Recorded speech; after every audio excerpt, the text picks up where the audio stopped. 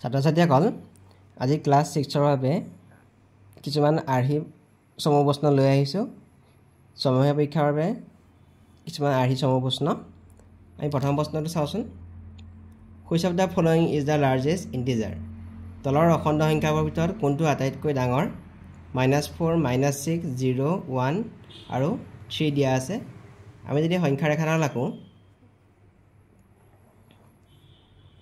0 1 2 3 4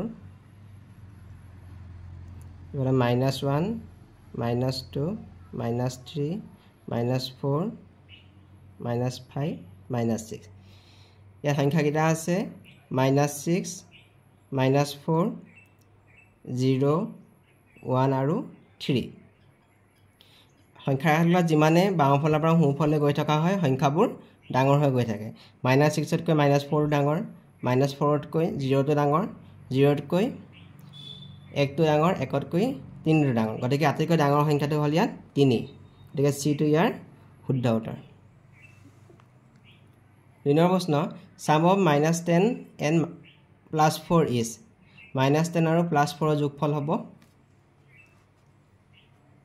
আমি যদি সংখ্যা ৰেখাডাল চাওঁ তেনেকৈ -10 আৰু +4 -10 থাকিব 0 ৰ পৰা বাওঁফালে আৰু তাৰ লগত যদি +4 কৰোঁ হ'ব তেতিয়া কৰিলে হ'ব -6 হ'ব উত্তৰটো বিটো হ'ব ইয়াৰ শুদ্ধ উত্তৰ ascending order of the following integer is তলৰ সংখ্যাবোৰৰ ঊৰ্ধ্বক্ৰম হ'ব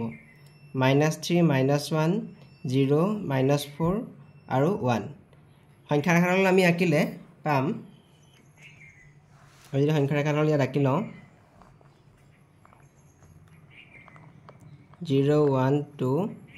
-1 -2 -3 -4 -1 -2 -3 -4 -5 -6 ইয়াত -3 এটো সংখ্যা -4 এটো সংখ্যা 0 এটো সংখ্যা আৰু 1 যিমানে আমি বাওঁফালৰ পৰা সোঁফালে গৈ থাকিম সংখ্যাবোৰ ডাঙৰ হৈ গৈ থাকে আৰু যিমানে সোঁফালৰ পৰা বাওঁফালে আহি থাকিম সংখ্যাবোৰ সৰু হৈ থাকে গতিকে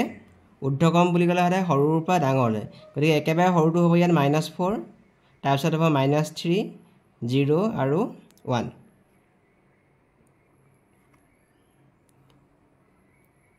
-3 -1 0 আৰু 1 একেবাৰে সৰু সংখ্যাটো হ'ব -3 -4 একেবাৰে সৰু হ'ব -4 হ'ব -4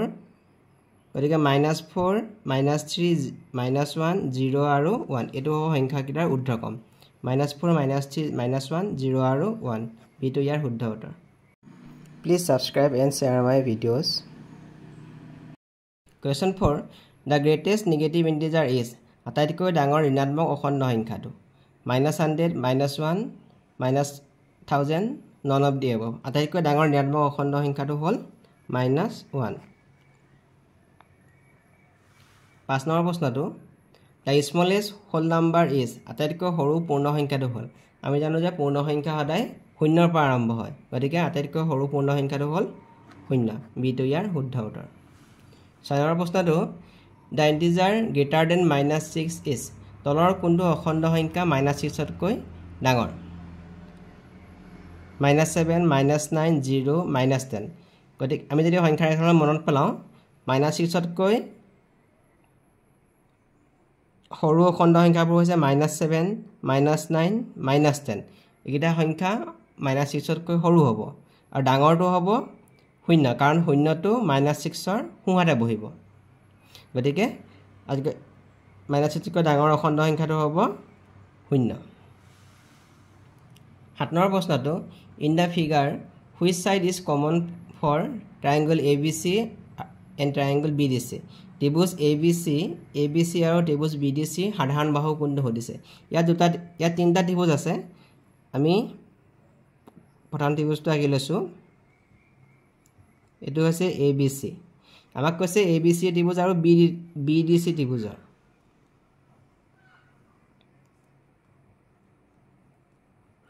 এটো হ'ল ABC ত্ৰিভুজ আৰু এটো হ'ল BDC ত্ৰিভুজ এই দুইটা ত্ৰিভুজতে BC বাহুডাল দুইটা ত্ৰিভুজতে আছে গতিকে BC বাহুডাল হ'ব সাধাৰণ বাহু বা কমন সাইড গতিকে ত্ৰিভুজ ABC আৰু ত্ৰিভুজ BDC সাধাৰণ বাহু কোনটো বুলি কয় আমি ক'ব লাগিব BC ইয়াৰ শুদ্ধ উত্তৰটো হ'ব C2 8 নম্বৰ কোৱেশ্চনটো the angle formed by the side PQ and QR is PQ আৰু QR বাহু দুটাই গঠন কৰা কোনটোৰ নাম PQ আৰু QR এই বাহু দুটাই কোনটো কোণ গঠন কৰিছে এই Q কোণটো গঠন কৰিছে PQ আৰু QR বাহু দুটাই Q কোণটো গঠন কৰিছে গতিকে শুদ্ধ উত্তৰটো হ'ব C2 9 নম্বৰ প্ৰশ্ন which of the following statement is false তলৰ কোনটো উক্তি ভুল A triangle has three sides এটা ত্ৰিভুজৰ তিনিটা বাহু থাকে এটো শুদ্ধ হয়